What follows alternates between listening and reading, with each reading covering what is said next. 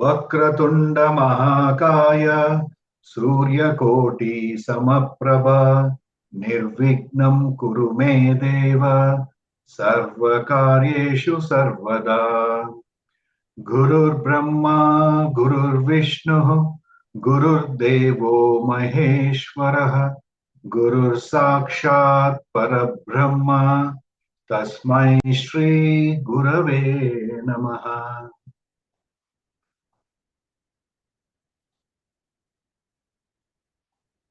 Om Sahana Vavatu Sahanau Bhunaktu Sahaviryam Karavavahai Tejasvinavaditamastu ma vidvishavahai. Om Shanti Shanti Shanti.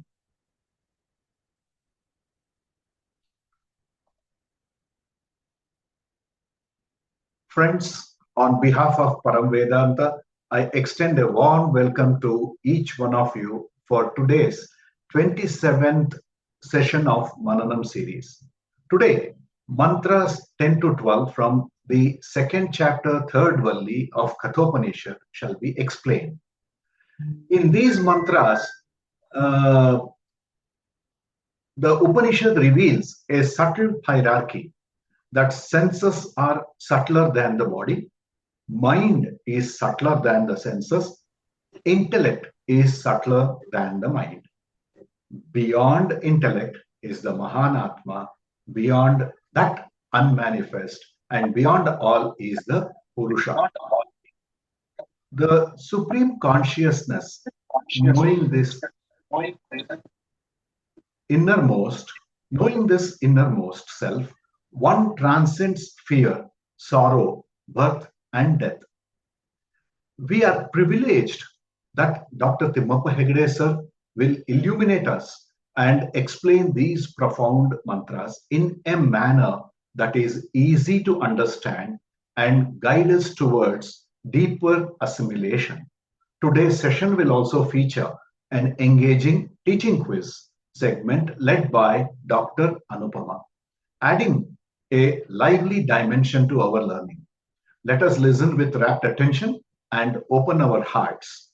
Over to Dr. Hegde sir. You share. Sadashiva Samarambham Shankaracharya Madhyamam Asmadacharya Pariyantam Vande Guru Paramparam.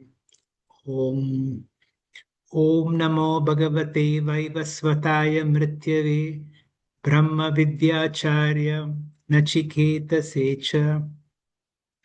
We are now in the concluding or the last valli of Kathopanishad, and it will be useful to take a quick recap of the important mantras in the present valli. It began with that famous example of that upside down Ashwatha tree, Urdhva Molo Avakshakaha Yesho Ashwatha Sanatanaha Tadeva Shukram Tad Brahmam Tadevamritam Uchchate Tasmin Loka Shrita Sarve Tadu Nanyeti Kaschana Yetad Vaitad. With all these important mantras, Yamadharma Rājā reminds Nachiketa, and through Nachiketa all of us, see, this is the answer to the third boon. You wanted to know really what happens when a person dies. So this is the answer. So what are we to take from this example? That means whenever I see the world, that means from the world that I look around and I experience, which we also call samsara. Just like if there is a tree, there must be an invisible root. There must be the cause for the whole of samsara. And that invisible cause is what we call Brahman. Essentially, the whole journey as in Kathopanishad is moving from the object of experience that I see to the subject. And if you are looking for something, the search is not outside, the search is inside.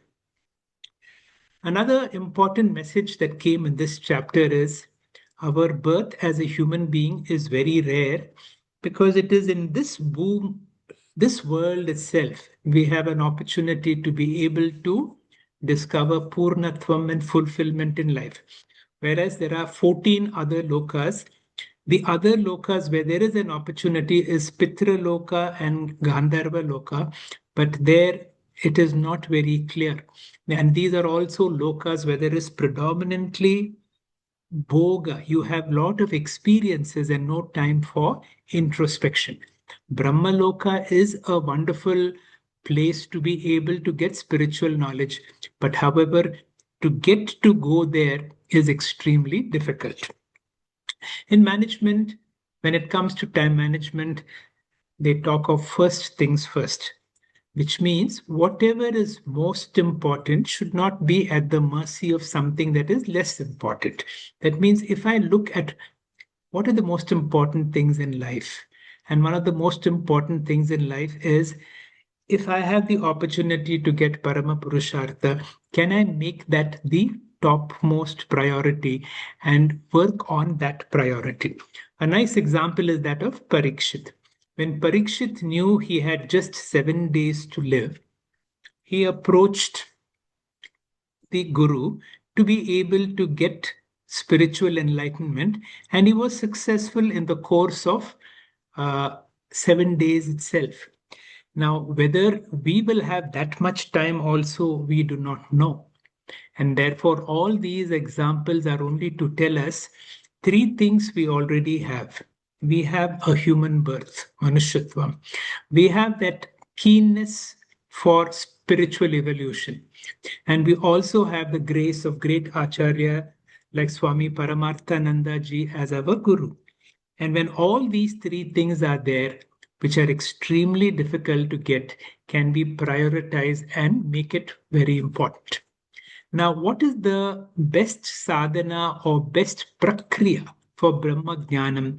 And that is what we need to do is atma, anātmā, viveka. We will see it again in this class. How do we go about it?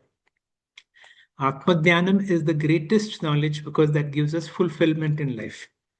And Yamadharma Rājā is teaching us all that in this last Valli as a method of consolidating his teachings. I put this slide again and again because normally we see Yamadharma Rājā as the source of mortality. But then when he becomes a Brahma Vidya Acharya, he is able to reveal to us our immortal nature. And once we know our true nature, the death of our body is not our death. And therefore, even though it may be a physically difficult moment, as mentioned in this verse, Ati Bhishana Kalubhashana Yamakinkara Patale. Krita Thadana Paripidana Maranagamaya Samaye. At that moment, when there is a lot of bodily discomfort, the mind should see that it is not my death. It is the body that is going through changes, and my body has gone through so many changes. At that time, I invoke on Lord Shiva and Parvati ji to come and dance in my heart. Shiva Shankara, Hara me Duritam. So in the last class, we spoke about how we need to go from one level to the others, from the sense organs to the mind to the intellect. And from the intellect, we jump to the Mahat or the Hiranyagarbha, and from Hiranyagarbha to Prakriti, and from Prakriti to Purusha. That is the roadmap for us to go. We also know about what is this Arundhati Darshana Nyaya or Shaka Chandra Nyaya. We will be having some references to all that in today's class also.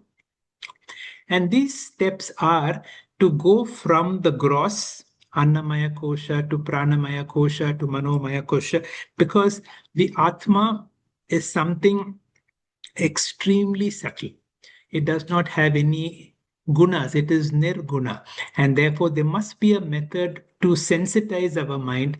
Just like when you are going to high altitude, we need to be able to acclimatize, to be able to discover sequentially from Annamaya Kosha to Pranamaya Kosha something more subtle, something more inner, and something more pervasive. What is our ultimate goal? We can have it in different names. One name that comes in is called Vishnu Padam. It is also, we can refer it to as Vasudeva. This is a beautiful term, and Vasate means consciousness. Vasate means to exist. Deva means consciousness. So in English, if I can translate Vasudeva, it is conscious existence. Who, whenever I say I, it refers to consciousness. Whenever I say I am, it refers to existence. Ultimately, what is the Vishnu Padam? The realization of I am. I am conscious, I am existent. Later on, we will come to that understanding that I'm not just conscious existence, I'm limitlessly conscious and limitlessly existent. That means we need to drop that idea that Vishnu Padam or Vasudeva state is away from me. Just like in the 10th example, you will see the seeker is the sought. Ultimately, the journey is moving from to be able to discover that Atma Tattva, which is immanent and transcendental, extremely subtle, very pervasive, and that is which is closest to us. So today's mantras are 10, 11, 12. And what is the last mantra that we studied in the last class? Na sandrishe tishtati rupam asya. That form of that I'm looking for, na sandrishe, does not come under the domain of an object of my experience. And therefore, all my sense organs of my mind, na chakshusa pashyati kaschanena. That means all my sense organs are not able to grab or grasp that. However, it is possible. Hrida manisha. The mind which is lodged in my heart, through a trained mind, through Guru and Shastra, it is possible for me to be able to discover that and to realize that I have always been limitless. It is not that I'm going to be immortal after I get Brahma jñānam. I have been the immortal Atma, but because of my ignorance, I tend to identify with my body-mind complex, which is what we call growing, graying, and going, and which is not my real self. So this mantra says, Atma that I'm looking for is not available for sensory perception. How can it be known? It can be known through Guru and through Shastras. Just like if I have to see my own eyes, I use a mirror, and the Shastras are like a mirror to help me to discover my true nature. Also, my mind can be my greatest strength, my mind can be my greatest enemy. So normally the mind is never focused on anything inside. You will remember in the second Valli, the first mantra began by saying how all my sense organs are focused outside. They are not focused within. So, would you remember that mantra? Paranchikane Vyatarnat swayambhuhu paran pashyati na antaratman kaschid dhiraha pratyak atmanam aikshat. So my mind and sense organs are always focused to something outside. But then it is possible through Guru and Shastras, through various forms of upasanas, to sensitize my mind to be able that while the teaching is being given to me through Shravanam itself, I will be able to get that knowledge. So, do we have that kind of mind that when we listen to Tattvamasi, we get that actual import? Parikshit had 7 days to live, and he was able to get it through that. Now, can we have that kind of priority to be able to get that very sukshma buddhi so that Brahman knowledge becomes ours? Now, even before I go to mantra number 10, I will request Dr. Anupama to give us a brief quiz on what we have known already so that we can recap. Dr. Anupama, please. Shri Gurubhyo Namaha. A recap in the form of short statements which you have to tell us whether they're true or false. These are prerequisites or essential qualifications required for Brahma Vidya. Are these true or false? Is it essential to be a living being? It is essential to be a human being, not a living being. So the first one is false. That's right. Atma, anātmā, viveka. It is an important prerequisite, so it's true. Tvam pada vāchyārtha. This is again a trick question. It is tvam pada lakshyartha. That's right. It's not the literal meaning. Subtle sense organs are needed. Subtle sense organs means to be able to see better or hear better. Certainly not. It is not in the purvey of the sense organs. So the answer is false. Hrin manit or hrida manisha. Certainly, yes. That means this is what is called a trained mind, and a trained mind that is located in the heart. That is a requirement that is true. Manushya janma. Certainly, yes, true. Self-study. Self-study, no. Swadhyaya, yes, but self-study means through my own study, I will not be able to discover. I need Guru and Shastra. The answer will be false. Destruction, literally, of the mind. Manonasha. My mind is my greatest friend. So therefore, it is not through destruction of the mind, although certain teachers use this word, but it has to be understood that manonasha means destruction of the problematic mind. So I will say the answer should be false. That's right. Guru Shastra Upadesha. Answer is true. Do you want to go through them again? Yes. We just don't need to be a living being alone, but we have to be a human being. Atma, anātmā, viveka is essential. It is tvam pada lakshyārtha and not vāchyārtha that we need to know. Can you tell us the difference between vāchyārtha? Like, I am this body. So what is the difference between vāchyārtha and lakshyārtha? So when you say tvam, when I say you, I could refer to your height, weight, which is your annamaya kosha, or I could refer to some aspect of you as being a polite, angry, that refers to your manomaya kosha, pranamaya kosha, your vijnana, your knowledgeable person. It could be vijnanamaya kosha. Bypass all the koshas and you're referring to the sakshi, chaitanyam within you. That is the lakshyārtha of tvam, and we're not talking about the vāchyārtha at all. Vāchyārtha is the physical meaning of it. So about subtle organs, even a blind person, deaf person can get Brahma Vidya. So sense organs are not vital. Though they're important, not vital. Hrin manit is hrida manisha, a focused mind completely under one's control of one's intellect. Manushya Janma is very important, as you already told us. Self-study is not approved. Destruction of the mind physically, manonasha, no. As you said, the mind is the locus for all information, whether it is para or apara vidya. We need the mind. And Guru Shastra Upadesha is mandatory. Next, please.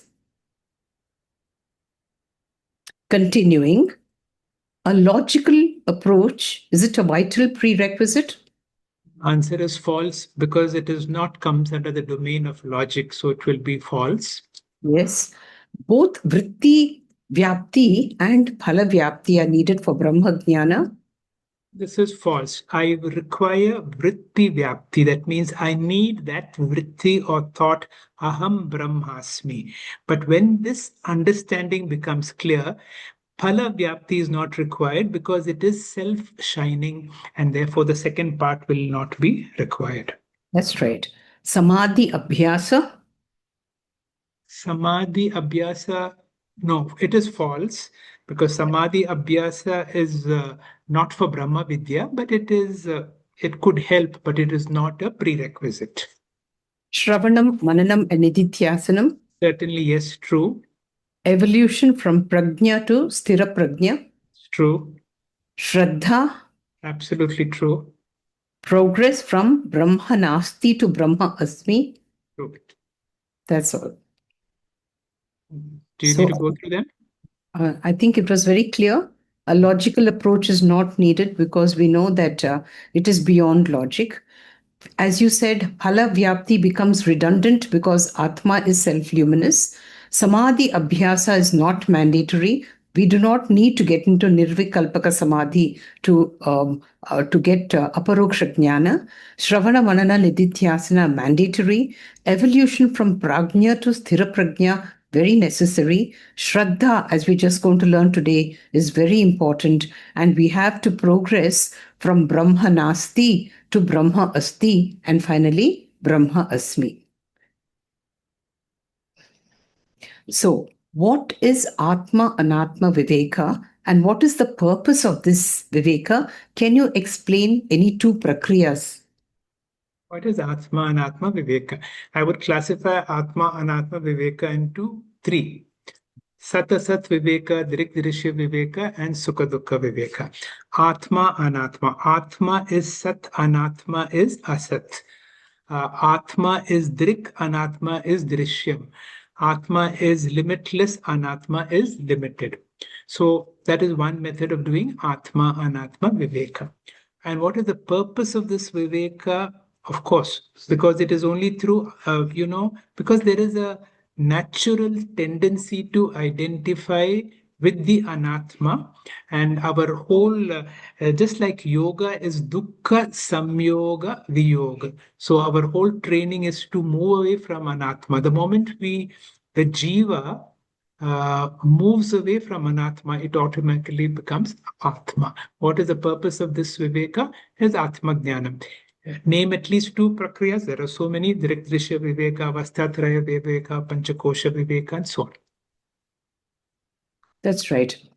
Atma anātmā viveka, in the simplest way, is I, the Atma, am not anything that I experience. Secondly, the attributes of anything that I experience are not mine. So that's the simplest way of getting Atma anātmā viveka. And what is the purpose of this viveka? As you said, we have to gradually disidentify, that means give up abhimana and start from the gross, move to the subtle personalities. This is our inner spiritual journey. Next slide, please. The prakriyas.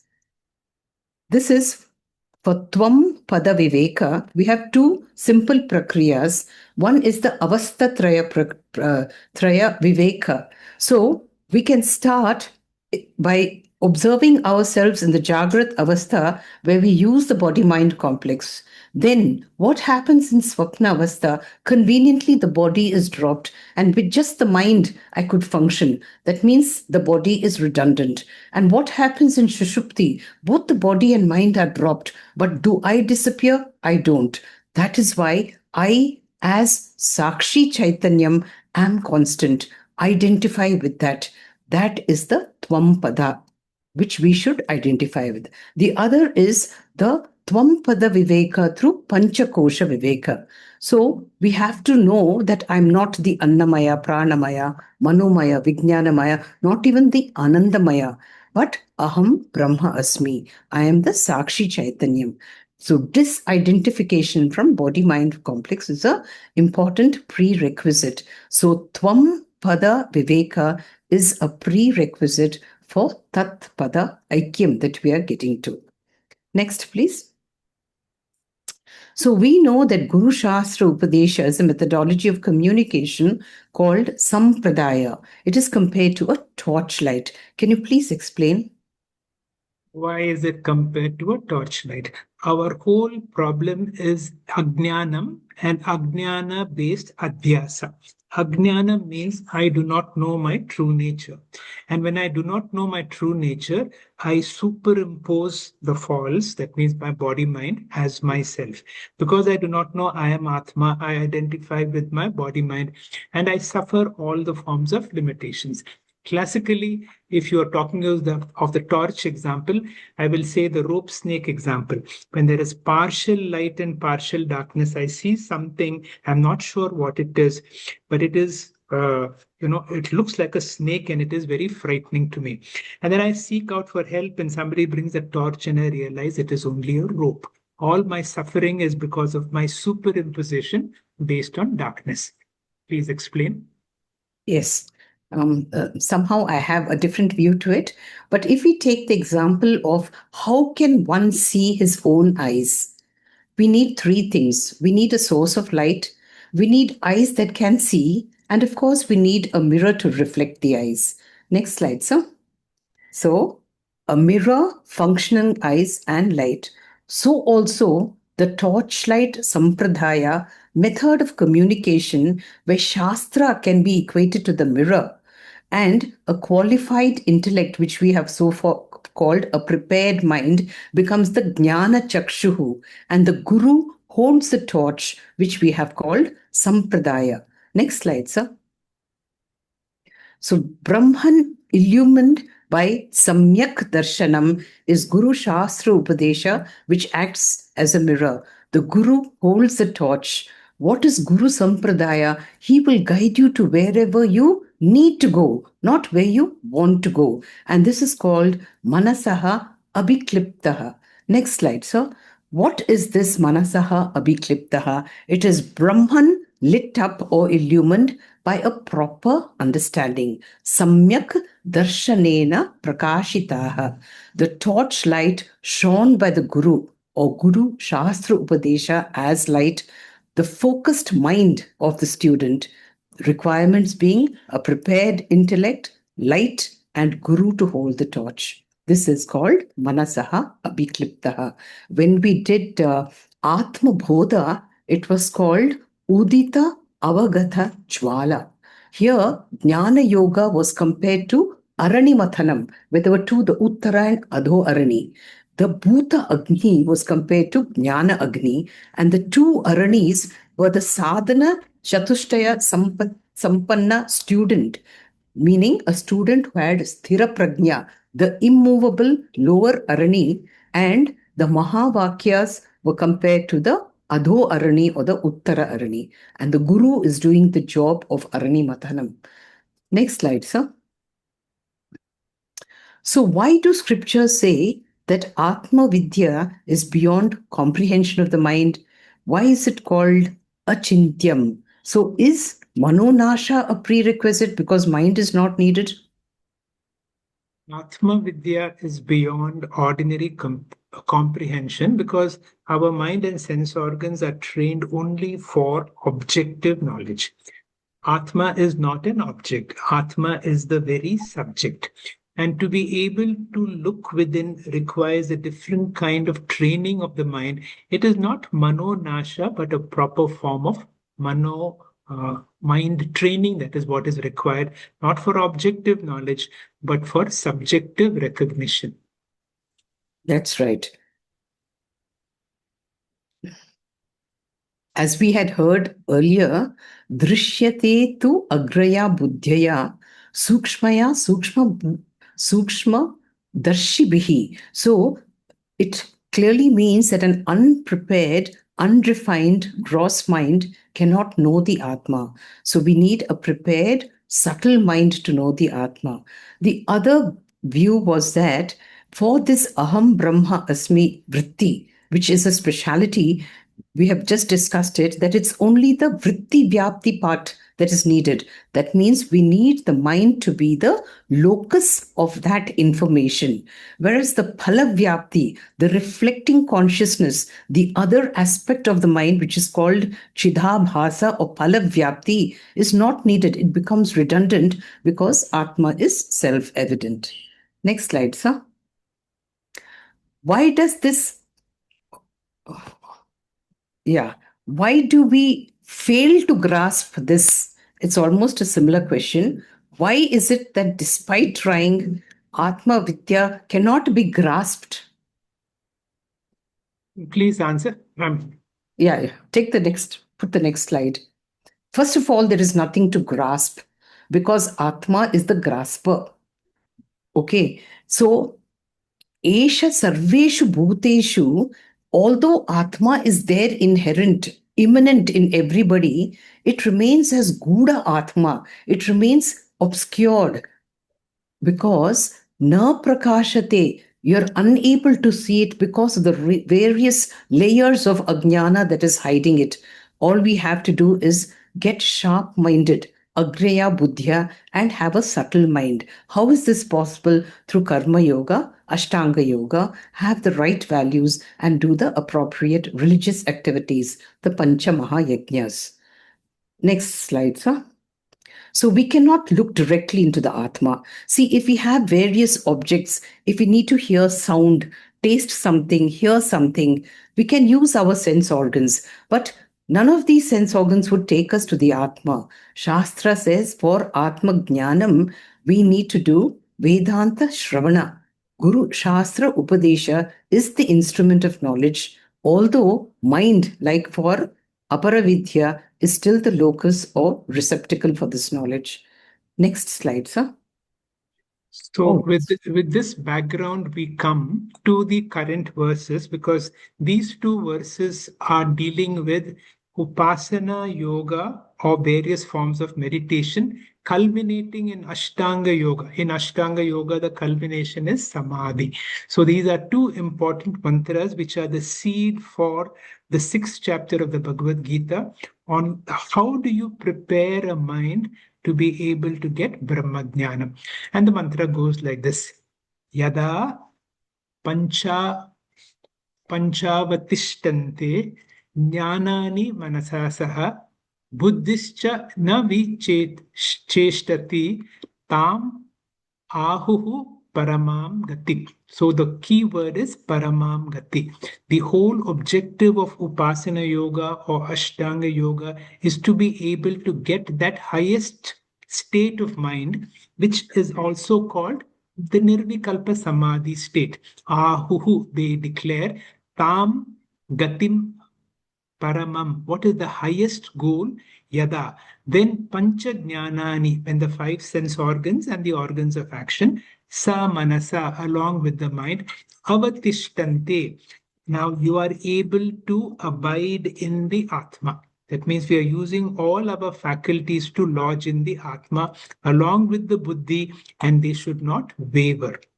So the literal translation of this mantra is they declare this to be the highest state when all the organs of action abide in the mind and the intellect does not waver. So this is talking about that state when yata deepo nivatastoha nengate sopamashritā. That state of mind when there is no flickering at all. So Krishna likens the mind to samadhi, where there is a flame that does not flicker. So we are talking about the Nirvikalpaka Samadhi. This state of absorption can be divided into two, what is called savikalpa and nirvikalpa. When you say savikalpa, there is a division. There is a division between me and the object of my meditation. I am here, I'm meditating on a form of the Lord, and as long as there is subject, the process of meditation and the object, and there is a certain effort involved, it becomes savikalpa. But when a person is trained into meditation, it is possible that a person can get into a trance-like state, which is called Nirvikalpaka Samadhi. In that Nirvikalpaka state, the mind is in a fully alert state, and there is no distinction between subject and object. And such a prepared mind can be extremely useful for Brahma jñānam. So these two mantras, 10 and 11, talk about Vedāntic meditation or Nididhyāsanam.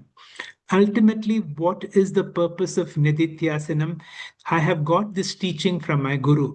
Brahma Satyam Jagan Mithya Jivo Brahmaiva Naparaha. Now, instead of using the word Jivaha, I need to change it to Aham. Brahma Satyam Jagan Mithya Aham Brahmaiva. And this should become a matter of conviction. The mind, wherever the mind goes, the mind has got 4 or 6 problems. And these are the problems that take us away from Brahma jñānam. One is the sense of ahaṅkāra, mamakāra. The mind has strong likes and dislikes. The mind always thinks of benefit and harm. Now, how do I treat these 6 problems of the mind? It is through persistent sadhana of karma yoga and upasana yoga, when the ahaṅkāra, mamakāra, rāga, dveṣa, benefit and harm thoughts go away. We have heard now our mind. I was looking at some example how we will be able to use our mind. Now we know mana eva manushyanam karana bandha mokshayo. See, the mind is considered to be like a monkey. It is very difficult to keep the mind in one particular place. And an untrained mind can be a nuisance, and you can never meditate with that kind of a mind. It is given as an example sometimes when you have an important project. There may be some person in the whole team whose presence can create more problems. So one of the important jobs will be to keep that person off. For example, if you have a small child who's very keen to help in the cooking, and it may look like the child is helping, but that helping can actually be a hindrance. So the mind can be a hindrance. So a trained mind, mana eva manushyanam karana bandha mokshaye. So during meditation, if I can have a mind that can be calm, that is what we are talking about. In Viveka Chudamani, in those meditation sessions, Swamiji said, our whole approach should be Brahma Bhava Prabalikarana, that I am Brahman should be strengthened, and the Jiva Bhava should be weakened. Because the more the real I enters into me, the false I, ahaṅkāra, mamakāra, become weaker. And so Yamadharma Rājā's attention is, may you practice meditation. And this is the message of these 2 mantras. Ultimately, we have to be, our jñānam should become manisha. It becomes nischaya. Nididhyāsanam is to remove the viparīta bhava, my habitual identification with my body, mind, with my anātmā. And the more I claim I am atma, the pancha anātmas, my body, my mind, my family, my possession, and my profession should be less of a problem. So this is how the mantra goes.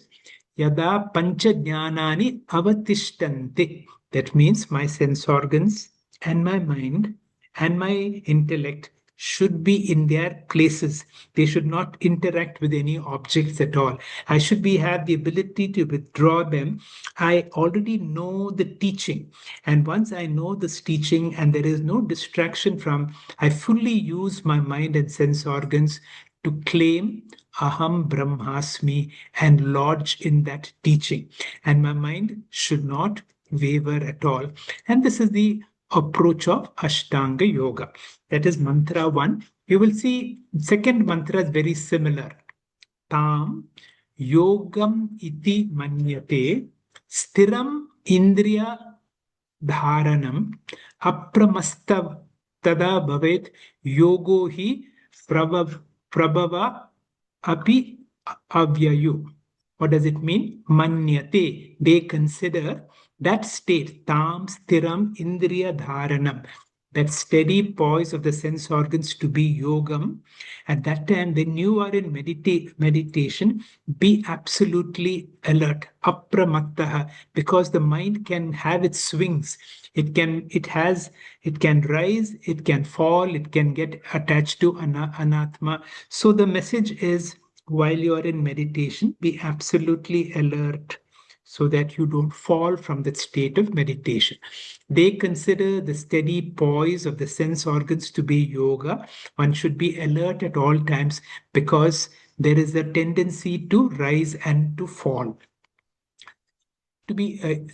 Since the mind is subject to fluctuations, one should be able to practice it and keep it on that teaching. And if the listening has to be effective, if the listening is very effective, then knowledge can take place through mere shravana. So those who have not practiced upasana, for them Nididhyāsanam will be required. So ultimately, what is our goal? From paroksha jñānam. Paroksha jñānam is my teacher's knowledge. The teacher has told that you are Brahman. But I have to move from that knowledge of Brahman exists to Brahma asmi, from paroksha to aparoksha. That is the whole journey. This is what is called param gati, the highest state. In the last mantra is spoken of stiram indriya dharanam, where I'm able to keep all my mind and sense organs in a very steady state.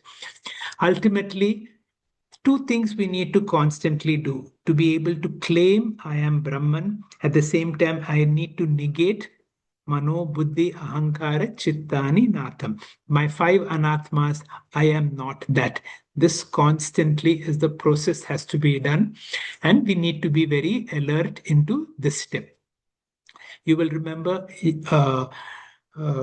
this picture of Sri Dakshinamurti. At every moment, I need to remember I am Brahman. And if I forget this, my identification with the body and all the worldly problems become real. So, I am Brahman has to be strengthened. Jagan Mithya has to be weakened. That means my body, my family, my friends, my possessions, I need to give less and less importance. Now, on these two mantras, let us have a quiz discussion. Dr. Anupama, please. Yes, sir. As you just read this mantra, yada pancha avatishtante jñānani manasa saha buddhischa na vicheshtati tam ahuhu paramam gatim. So this mantra is describing yoga abhyasa, or what we called samadhi abhyasa. Please fill in the blanks with respect to this mantra. You have a choice in the block below. The purpose of yoga abhyasa is? The purpose of yoga, chitta samadhanam. That is the end.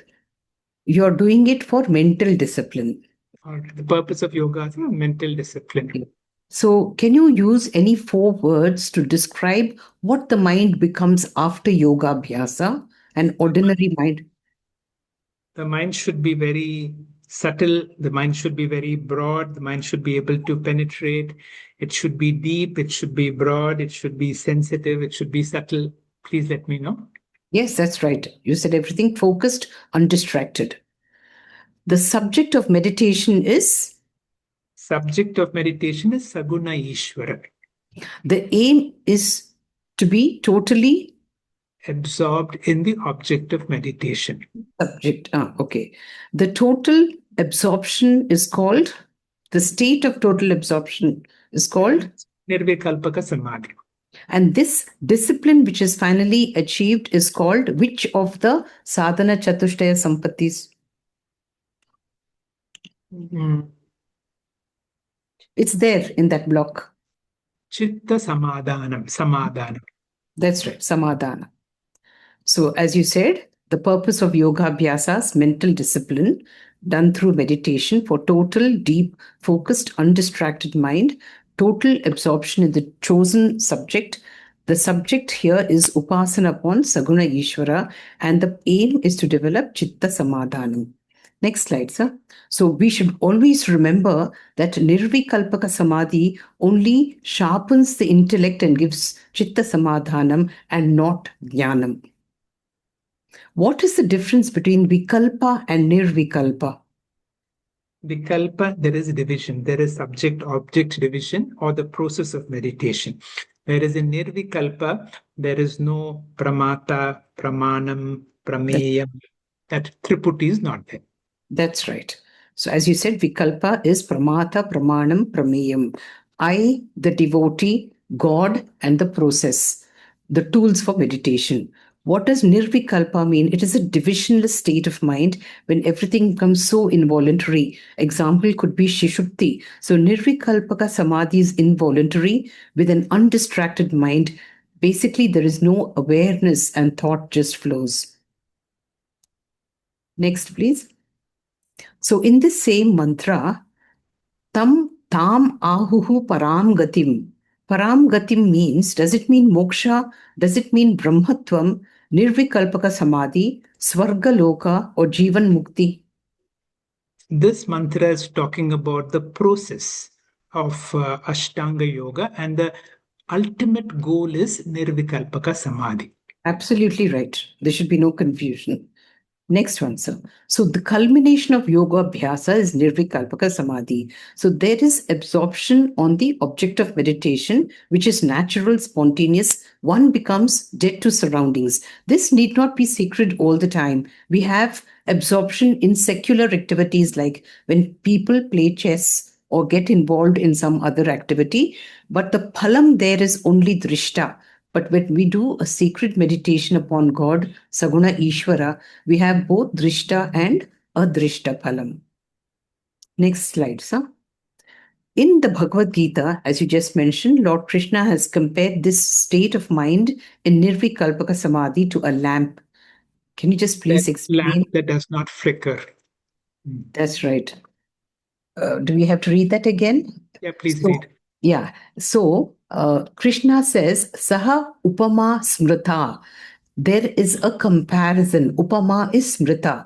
What is he comparing? He's comparing Yata Chittasya Yoginaha. Yata Chitta means the restrained mind of whom? Of a yogi. And what type of yogi? Yunjataha, a person who's practicing. What is he practicing? Yoga Atmana. He's practicing yoga abhyasa with Atma as the object of meditation. Now, the mind of this yogi is comparable to Yatha Deepa, a Deepa. Ni Vata. Vata means wind. Ni Vatastaha, in a windless place, just like a Deepa in a windless place, na ingate, does not flicker.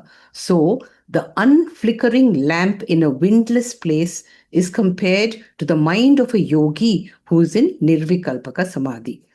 Next one, please. So here again, in this same verse, the culmination of yoga abhyasa or upasana, he says, buddhischa na vicheshtati.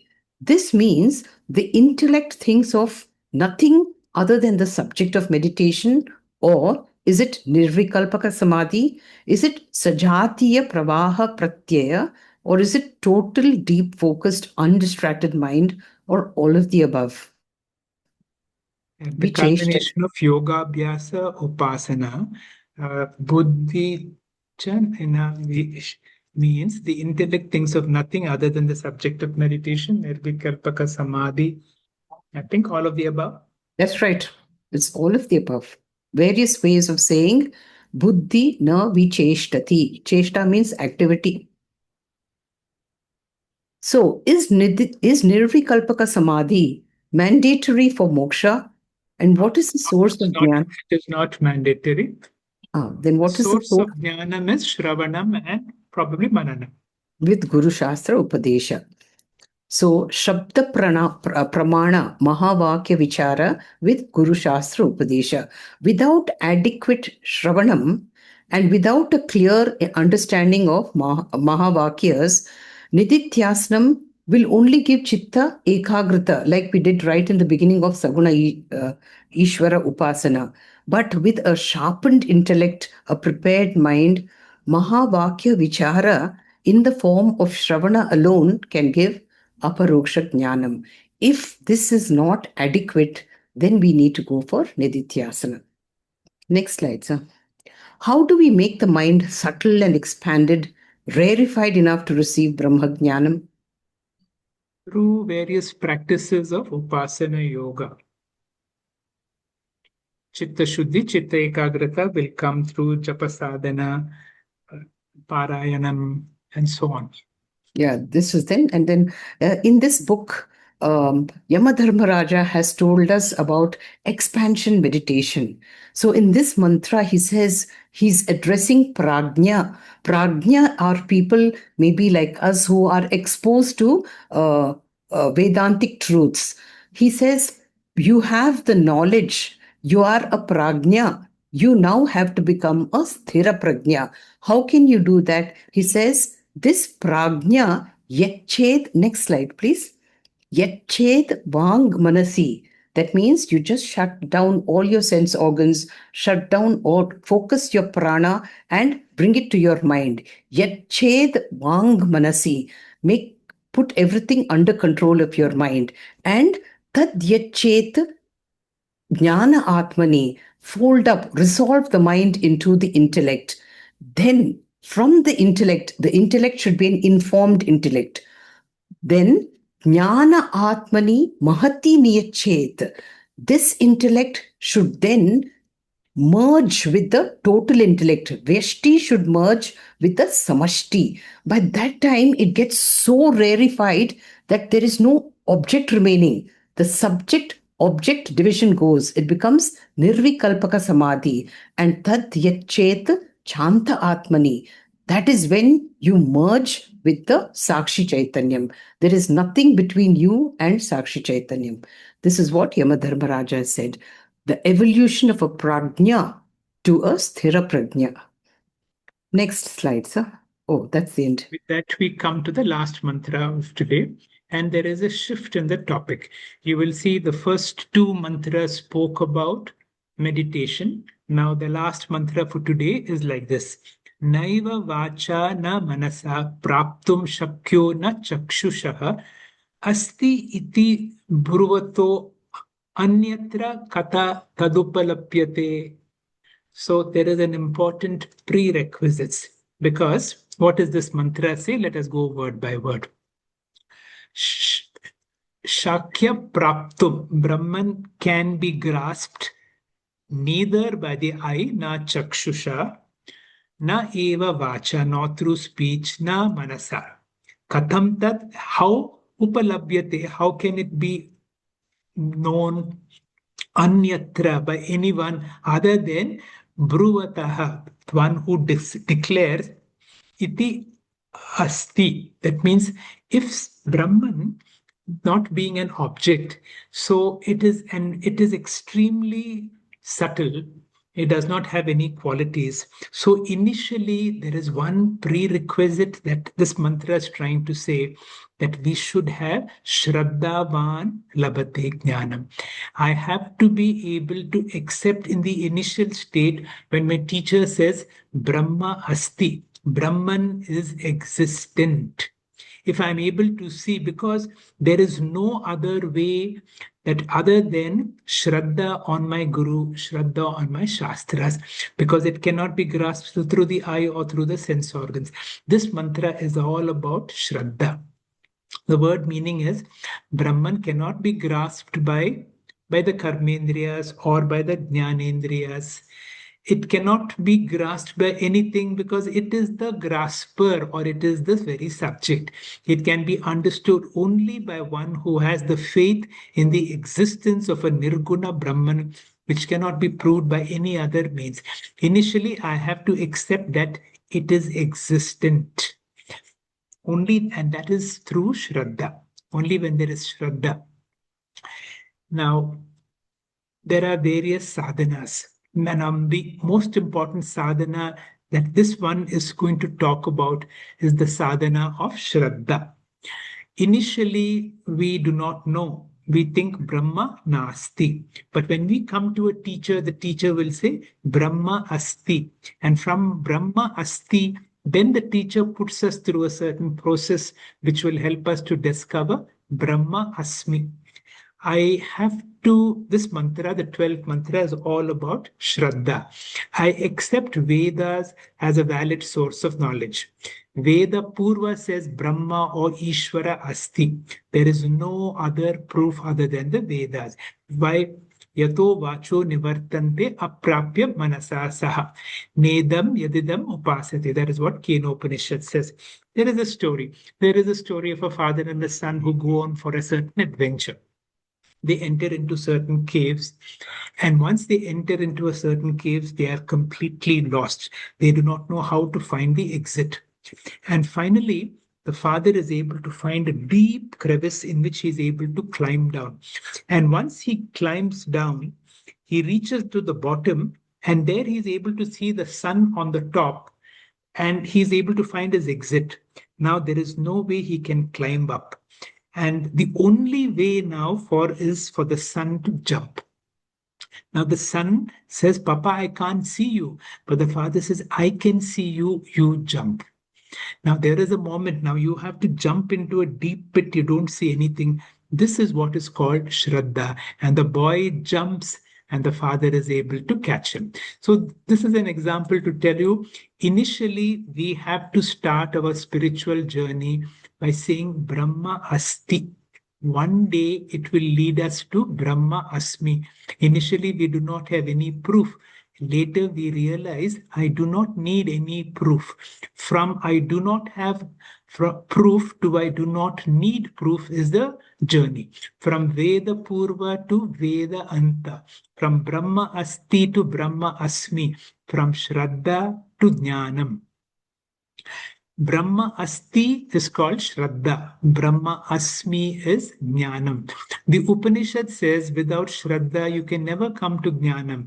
If one does not accept Brahma asti, how can you come to Brahma asmi? Asti iti bruvato anyatra katam tad upalabhyate.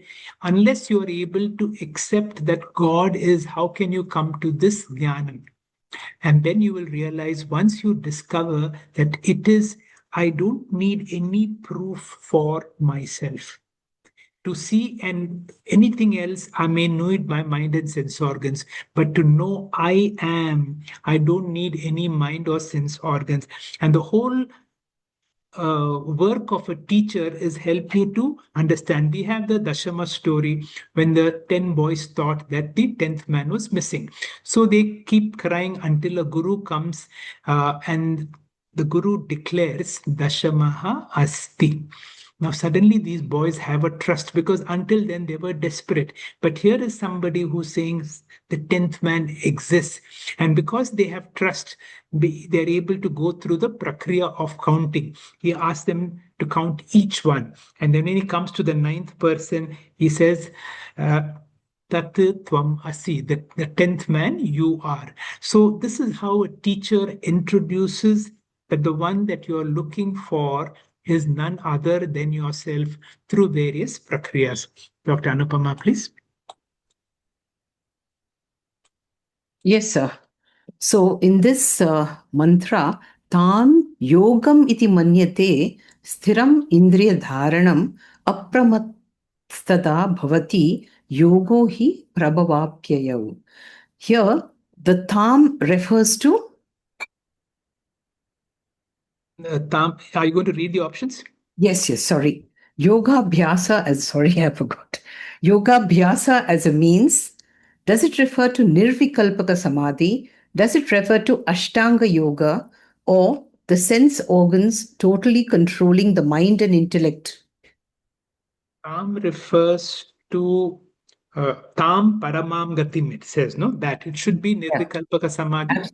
Absolutely. Right.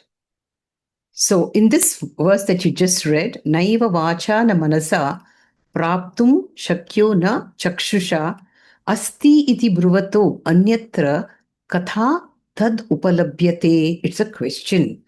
So the question is, what is the preparatory value described here to be eligible for Brahma Vidya? Śraddhā. That's right. Next slide, sir. Why is śraddhā in the existence of Nirguna Brahman an essential preparatory value for Brahma Jnana? Why this śraddhā? Unless there is śraddhā, we cannot proceed.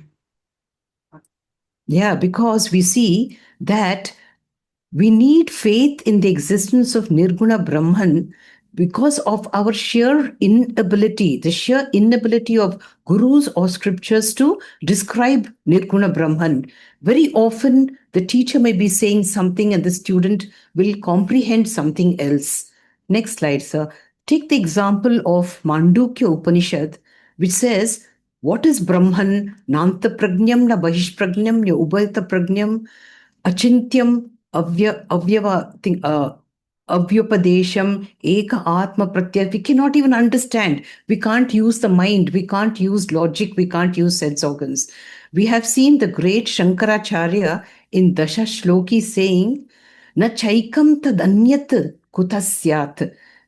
It is not one. So how can it be two or something else? Nava kevalatvam, na cha kevalatvam. It is not unique. And it is not even not unique. Na shunyam, na va shunyam. It is not nothing and it is not something. Why is it so? advaitakatvat, because it is advaitam, and it's almost as he's desperately lamenting, katham sarva vedanta siddham bravimi, how can I explain to you the siddha, the essence of Vedanta? Such a great scholar saying this. That means it is truly difficult.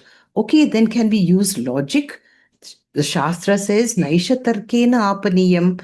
Next, please. So do we conclude that there is no Brahman? It is at this stage that something that appears as nothing can be understood only with śraddhā. Śraddhā is needed to start with till we realize for ourselves that Nirguna Brahman actually exists, because it cannot be objectified, being the subject. Naiva vacha na manasam praptu shakyaha, not by karmendriyas, not by jnanendriyas, not by the mind. Why? It can never be grasped because it is the grasper. Next slide, sir. So, as we have seen in the Bhagavad Gita, Krishna also says, Śraddhavan labate jñānam, anyatra katha tad upalabhyate. Anyatra means for the ashraddhavan people. Katham tad upalabhyate. These people can never own up Brahman because they don't accept it even exists. So our progress should be from Brahma asti to Brahma asti through śraddhā, and through jñāna Brahma asmi. Thank you.